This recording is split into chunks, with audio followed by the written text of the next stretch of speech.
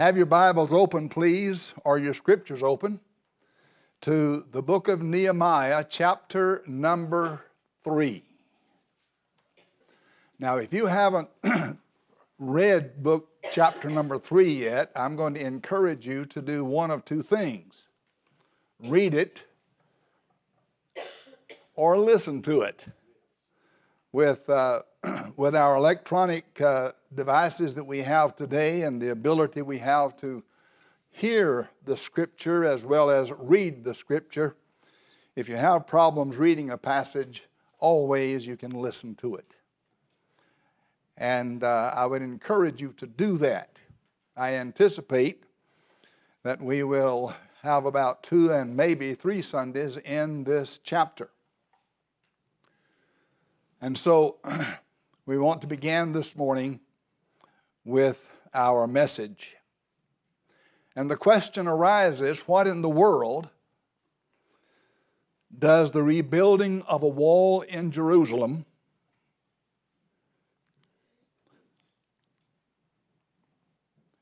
and rebuilding the gates of that city 3,500 years ago have to do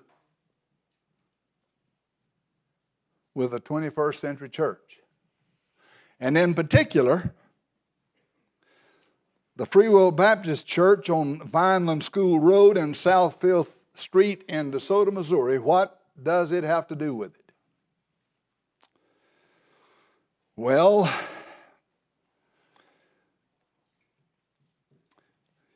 you can add to that, we even find it hard to pronounce all the words and the names of the people, the names of the gates. So what does it have to do with us? And before I get stuck on that question and not get any further than that, I remind you simply that the Word of God is about His relationship to humanity. And that includes everything from Genesis 1 in the creation all the way through Revelation chapter 22 and the final consummation of all things. It's all about Him. It's all about our Lord Jesus. Jesus is a central figure of Scripture. He is the golden thread that binds it all together. And that again includes Genesis 1 through Revelation 22. God's desire and God's plan for all His creation finds meaning in Jesus Christ. God's plan for the ages resides in Christ alone. So yes, it has everything to do with us today. Marvin P. Dalton wrote these words: "Once I was straying in sin's dark valley, no hope within could I see. They searched through heaven and found a Savior to save a poor, lost soul like me. Oh, what a Savior, oh, hallelujah. His heart was broken on Calvary. His hands were nail scarred. His side was riven. He gave His lifeblood for even me. He left the Father with all His riches, the calmness and sweet serene. Came down from heaven, gave His lifeblood to make the vilest sinner clean." Oh, what a Savior. Oh, hallelujah. His heart was broken on Calvary. His hands were nail scarred. His side was riven. He gave His lifeblood for even me. So yes, as we gather here, and I'm going to say the place again, we gather here on Vineland School Road and South Street in DeSoto, Missouri, Nehemiah chapter 3 has a tremendous lot to say to us. And I pray that I'll be able to help you find some of those things. You found in your bulletin this morning a little map. Now, when I first put this out, I thought I would be getting right into it this morning. So you just put it back in your bulletin and then put that right into your Bible in Nehemiah chapter 3 and hold on to it, because you will need it if Jesus doesn't come back and I don't leave before next Sunday. So you'll find very helpful. I found this in my research, and I'll say more about that perhaps next week.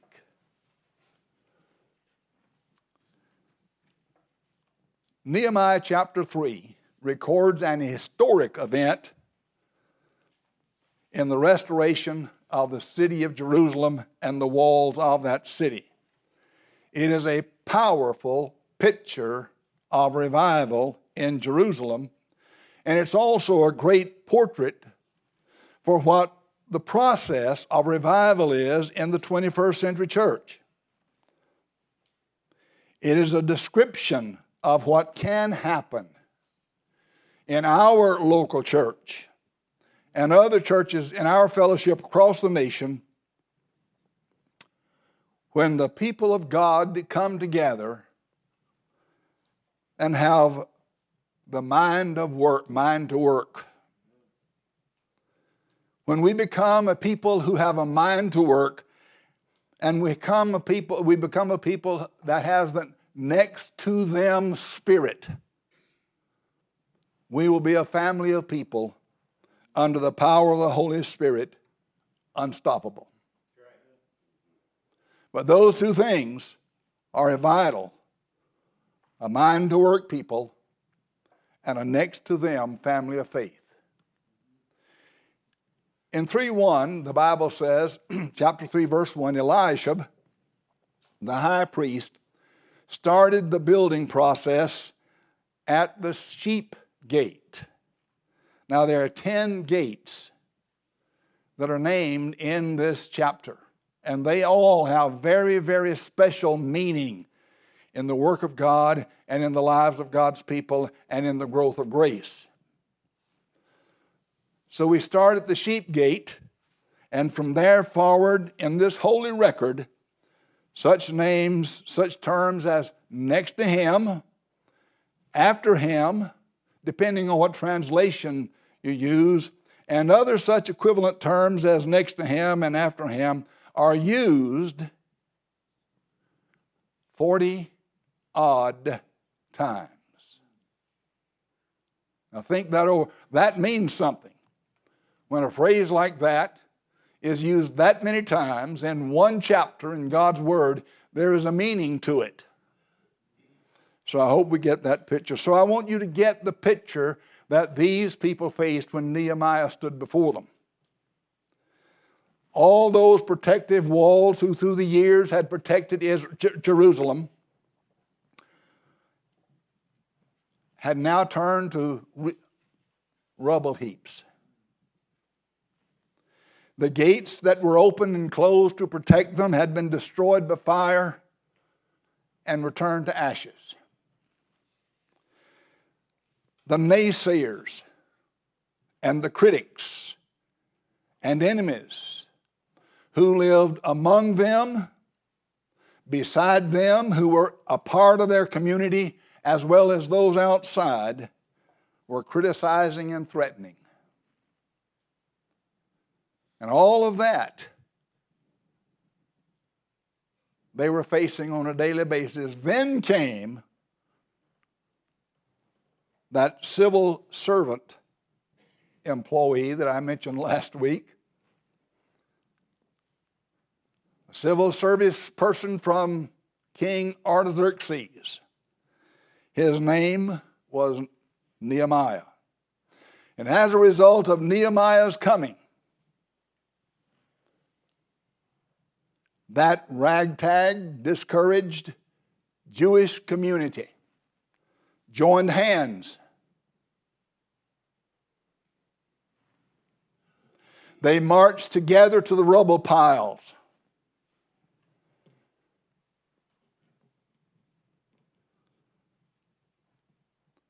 They removed the rubble pile, by hand, by the way.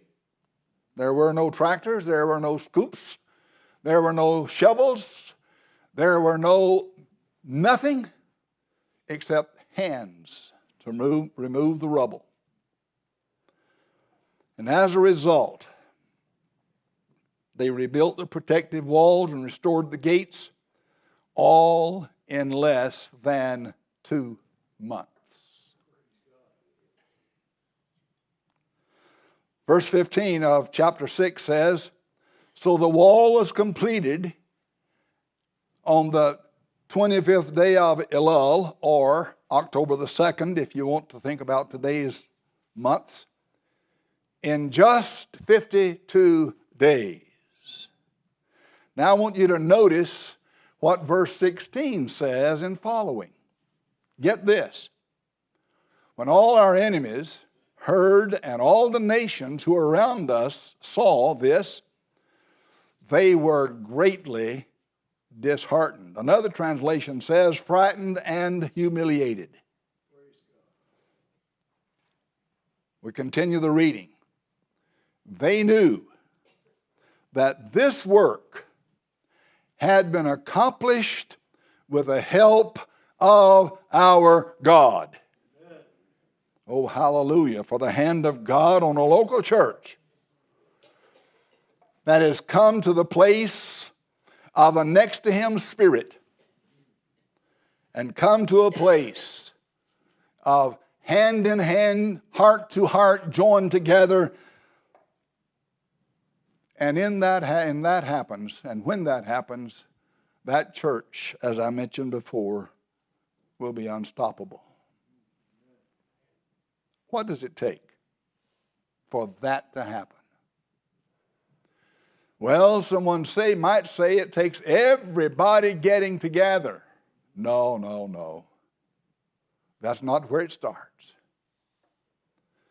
It starts with one man, one lady, one young person who will make up his or her mind, yield his or her heart to God, sit before God, plead with God, pray, plan, and prepare. That's what it takes. And others will follow. You get that? Here's some worthy facts about the wall that you need to know. First of all, the historic record provides us with some facts that show us the greatness of this miracle. For an example, the wall around that part of the city, was 2.5 miles long. Now, I'm not exactly sure how far that is, but if you start right out here, go over to Highway 21, go up to about the first traffic light, you'll be somewhere close to 2.5 miles. That's how long it was. And probably the terrain is just as worse. All right? But that's not all. That wall was 39.4 feet high. Now, if you want to know how high that is, look at this wall right over here and multiply it times 4. 40 feet. Now, this was the wall they were building.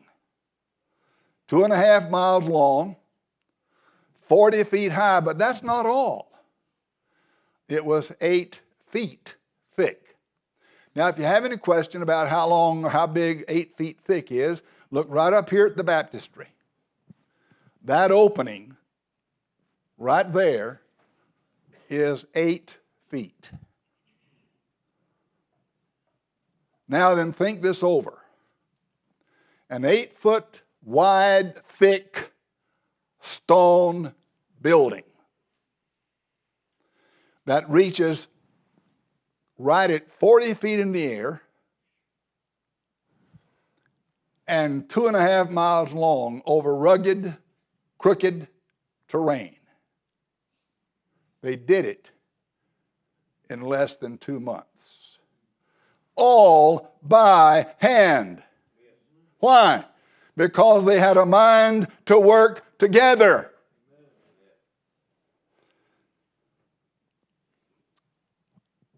Now, not only were the massive walls built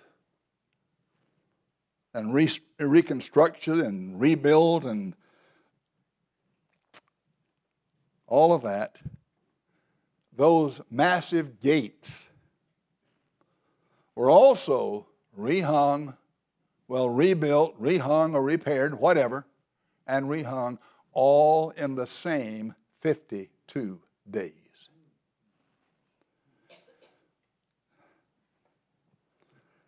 The gates, by the way, are a vital part of this story.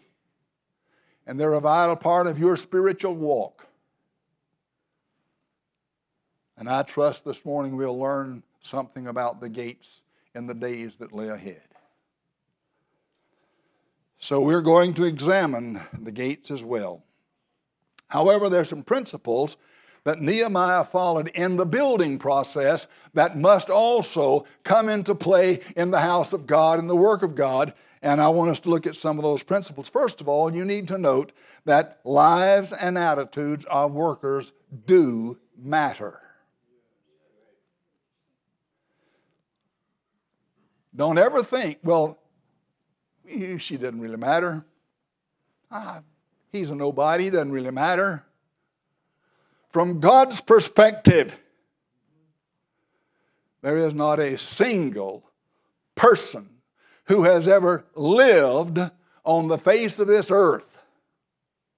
There is not a baby who has ever been aborted in this world that didn't matter to God. Not a one. So there are some important pictures that are found in this chapter, and I want us to look at them just a bit. First of all, first principle, building requires teamwork. I want you to get that down. Whether it's building a Sunday school, a women's program, a building, putting a new air conditioner in the attic, requires teamwork. If those walls and those gates were going to be built and rebuilt, they had to have every person playing his own role. Well, I'm telling you today, folks, if you want God to bless your church, if you want God to give you a revival, if you want God's anointing, then let it be known here and now today that every one of us must play our roles.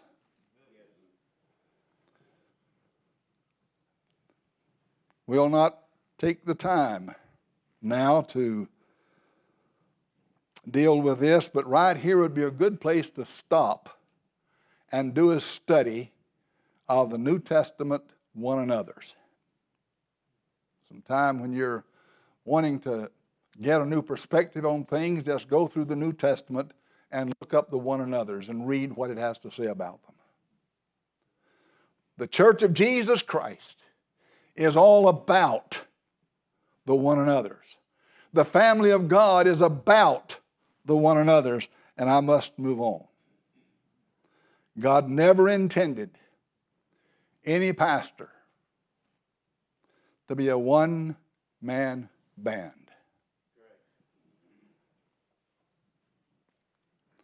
I've said this many times already in these past 6 months. I want to repeat it one more time. Ephesians chapter 4, beginning with verse 11.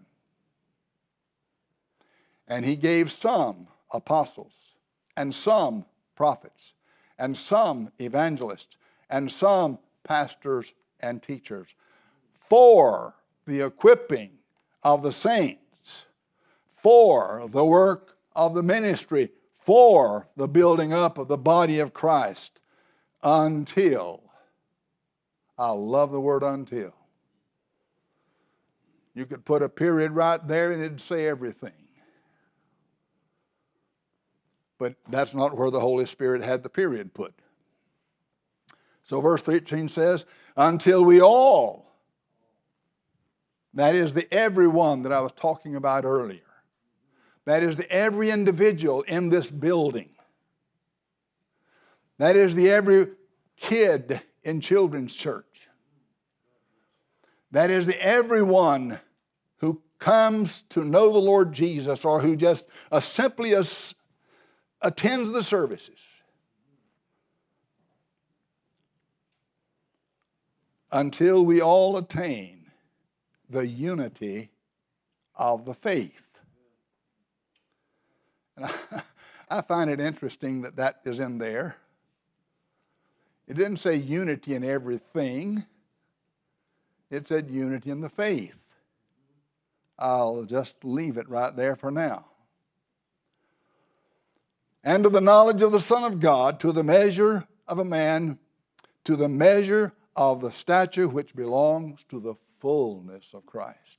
God gave us individuals as workers in the vineyard, as workers in His kingdom, as workers on the wall, so that we may all come to the full stature of the Savior. Oh, understand, please, that God's gifting in His church is for the equipping of the saints. Now, who are the saints? And I can hear someone say, well, now let me see, I believe that person over there is. And maybe that lady, maybe that man. No. Look at yourself and say, am I a child of the King? Do I belong to the Savior? Does the Holy Spirit live within my heart? And if your answer to that is yes, you're a saint. That may not be what other churches tell you it is, but that's what the Scriptures say you are. You mean, preacher, I don't even act like a saint. I know it. But you don't have to act like a saint in front of me to be one. Right? The point I'm trying to make is simply this. God has gifted the church with all that it takes to equip every single one of us for His glory and for His honor in His church. By the way, we see this on full display in the 3rd chapter of Nehemiah. So, the second thing I want to point out is, second principle is, that every person had something to offer. Not only is every person important, as I mentioned earlier, they all had something to offer. The next to hymns and the after hymns and all of those things make that very clear. Note verse 12, chapter 3, verse 1 and 2. Elisha, the high priest, arose up with his brethren, the priest, and built the sheep gate. They consecrated it. They hung its doors. They built as far as the Tower of the 100 and consecrated it then as far as the Tower of Hananel. I'll get it in there. Just give me time. I'm like you. Now then, verse number 2. Next to Elisha, the men of Jericho built. Next to them, Zachor, the son of Imri, built. You get that? Already. Next to. Now look at verse number 8. In verse number 8, we have the goldsmiths building the wall. We have not only have the goldsmiths building the wall, but now we have the perfumers. The members of the perfumers guild, building the wall. And even after that, miracle of all miracles, they had a politician working. In fact, there are 3 of them named, I think, in this chapter. We're not going to take the time to read them, but notice in verse number 12, Shallum, the son of Halahash, head of half the district of Jerusalem, worked on the section adjacent to him, assisted by his daughters. You have the politician and his daughters, along with all of the rest of the people, building on the wall. I'm telling you that there is a place of service for every person who is a part of the kingdom of God in his ministry. Don't ever think that you've ever gotten to the point that you're useless in the work of the Lord. Sister May Myers, 1970s, said to me one day, and I was just a young sprout, "Pastor, I suppose I'm no good in the church anymore. I used to go on visitation. I used to teach Sunday school. I used to play the piano. And she went on down to the used tos. Tears streaming down her wrinkled cheeks all the while. And what am I, a 30-year-old kid, going to say to a lady like that?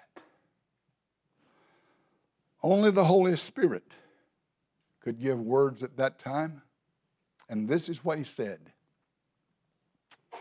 Sister Myers, you're probably at the place in your life that you can do more for the kingdom than you've ever done.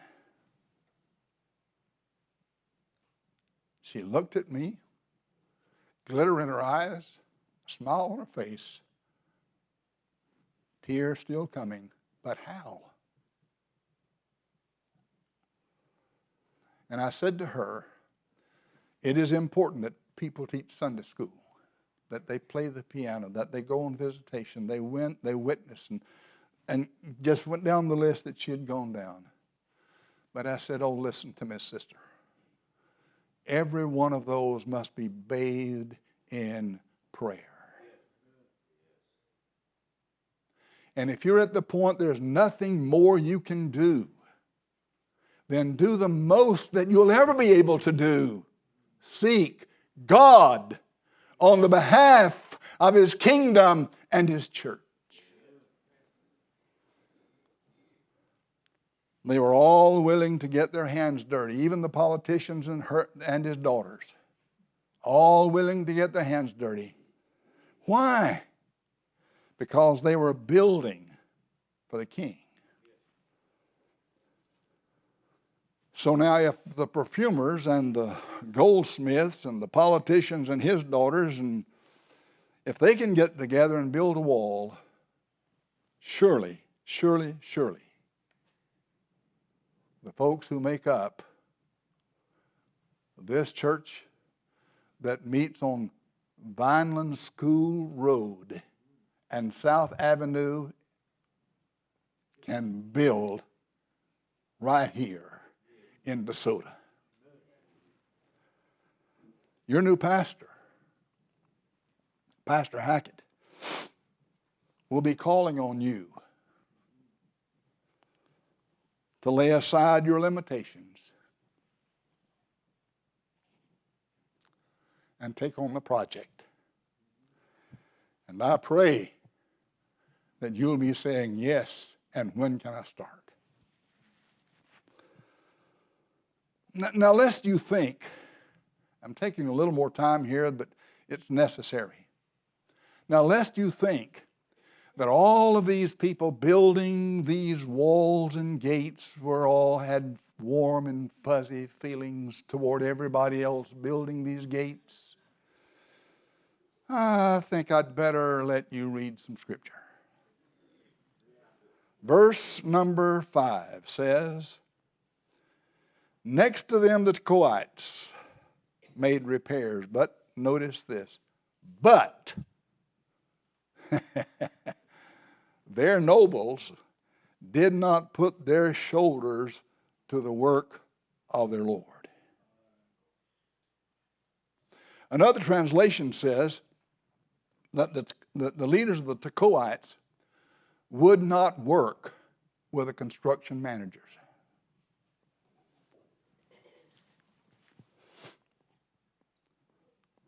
Wow.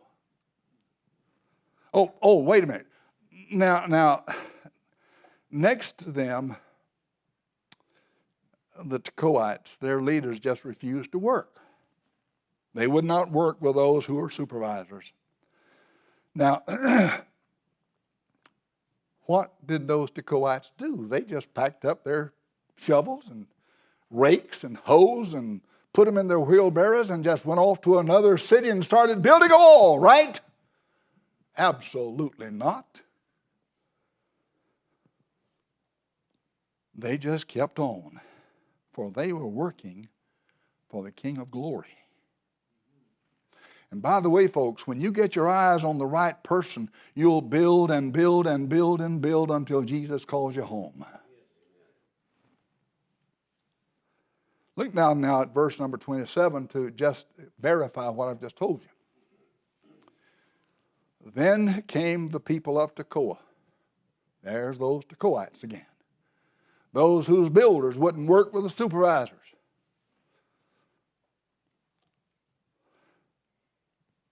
And they repaired another section. Are you getting the picture? God didn't call you to have a warm, fuzzy feeling about everybody in the world. But He did call you to love and work with and move forward in the kingdom work, putting aside your own personal limitations. Oh, God, help us. Oh, by the way, I'm sure that I'm not talking to anyone in this congregation who would do such a thing. Oh, but I pray that God will enable us to work for Him. I'm going to go ahead and say this, and I'm going to be kind. I'm going to be kind. It is a mark of spiritual weakness and immaturity for a professed Christian to get so upset with other people in the body, that they just skip out and leave them hanging to do their work.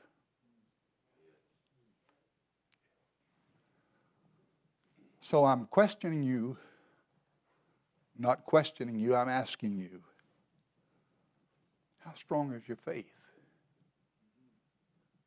Do you have your eyes on the King, or do you have your eyes on the me? And if you've got them on the me, it'll kill you. It'll destroy you. There is a story that I'll just quickly tell in relation to this.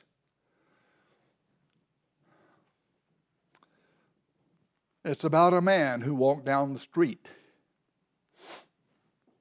in a large city like Chicago. And a construction work was going on. And he walked up to one construction worker and he said, "What are you doing?" He said, "I'm laying brick." He walked to another and he said, "I'm putting windows in." And he walked to another and he said, "I'm working on the roof." And then he walked to another and asked him what he was doing, and he said, "I'm building a temple." Listen, folks, God calls you to build His temple. Put your eyes on the King, and everything else will sort of fade away. I'm just going to have to give you another one or two, just name it and go on. A third principle, building begins at home. I'm just going to ask you to look at verses 10, 23, and 30 and read them as best you can. And there's more than that, but those three will get you the picture. They started building next to their house. And I am going to say this as I pass very quickly from it. Deuteronomy 6 tells us that it is the responsibility of the parents to teach and to train their children in the way of godliness. Don't turn it over to the Sunday school teacher, parents and grandparents. Above all, don't turn it over to the school board. Have enough grit and grace in your heart to say that's not true and my child will not be taught that and left alone with it. Go to the school board meeting. Even if they do call you a homegrown terrorist. For you see, God holds us responsible for the rearing of our own children. And it is up to us to make sure they're a part of the kingdom of God. And it's up to us to make sure they are one of the stones in the wall of the kingdom of God. Your church will back you up. Your Sunday school teachers will back you up. But it all starts at your house. And that, as you can tell, is a sermon on its own. The fourth principle is that it was all voluntary work. That's right. Nobody got paid. Oh, by the way, that's pretty much the way it is in the church. Isn't it? It really is. Whatever it is you're doing it because you love your Lord, you love your church, you love your people. You're not getting paid for it.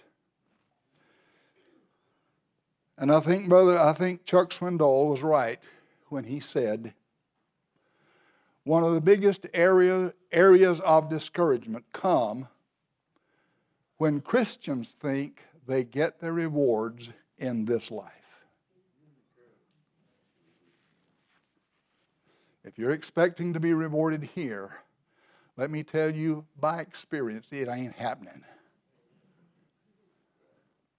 But oh, I'm telling you what, and I think this next section will give you the answer. When I thought about it and read and reread and listened and re-listened to this passage of Scripture, God is a record keeper. God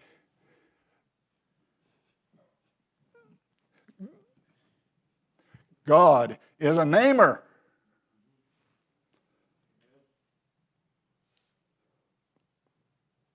As we read this third chapter, the Bible didn't just simply say, a lot of people got together and built the wall. Go back and read them. You can't say all the names. You'll have to listen to them or read them and do like I do. Go out and spell them out the way they sound, the way they're supposed to sound.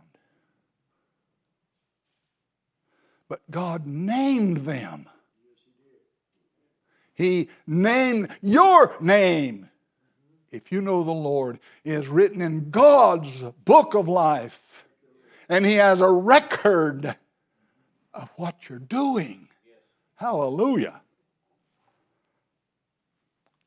I hope you will join with me in loving Malachi chapter number 3, verses 16 and 17. Let me read it to you.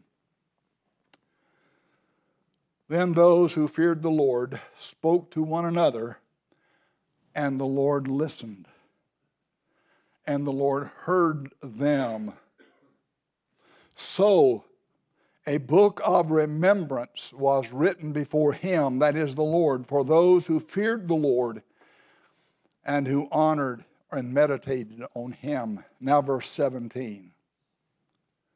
And he said, they shall be mine, says the Lord of hosts. On the day I make them my jewels, and I will spare them as a man spares his own son. Oh, get the picture. Get the picture. Don't worry so much about whether or not anybody else knows what you do in the kingdom. Just know that God's keeping a record. And there will come a day. It may be in the next few days. It may be when Jesus comes. If he doesn't come in the next few days. But there will come a day when God will pull the book out. And here your record will be. And he'll say, well done, good and faithful servant. Now I go back to Marvin P. Dalton's song, Death's chilly waters I'll soon be crossing. His hand will lead me safe o'er. I'll join the chorus in that bright city and sing up there forevermore. Oh, what a Savior. Oh, hallelujah. His heart was broken on Calvary. His hands were nailed, scarred, his side was riven. He gave his life blood for even you. Oh, that's not what the song says, and that's true, but I want you to do it another way. He shed his life blood, now say it with me, for even me. Let's bow together in prayer.